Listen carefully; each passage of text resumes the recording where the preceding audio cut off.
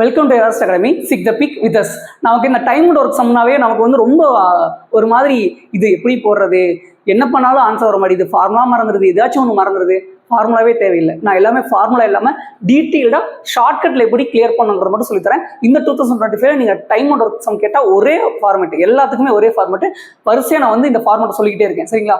இப்போ பாருங்க, A can do a piece of work in 12 hours. B and C can do it 3 hours, whereas A and C can do it in 6 hours. How long will B alone take to do the same work னு சொல்லி கேட்டிருக்காங்க. A என்பவர் ஒரு வேலையை 12 மணி நேரத்திலும், B plus C ரெண்டு பேர் சேர்ந்து 3 மணி நேரத்திலும், A மற்றும் C 6 மணி நேரத்தில் முடிக்கிறாங்க.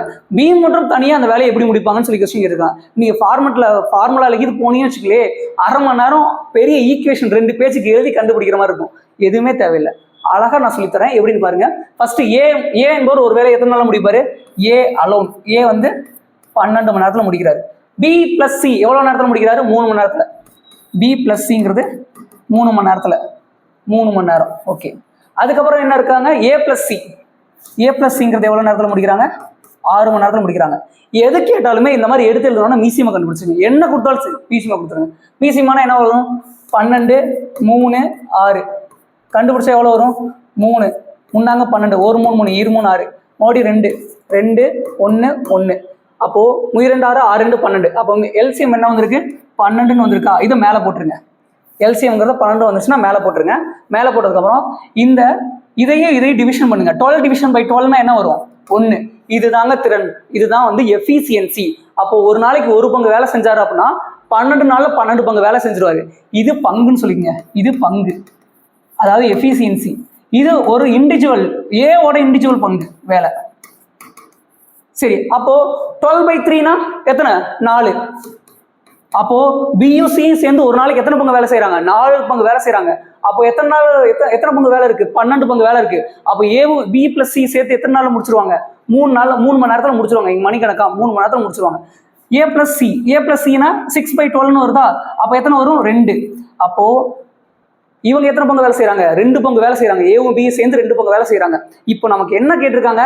பிஏ மட்டும் தானே கேட்டிருக்காங்க, பியோட வேல்யூ என்ன தானே கேட்டிருக்காங்க.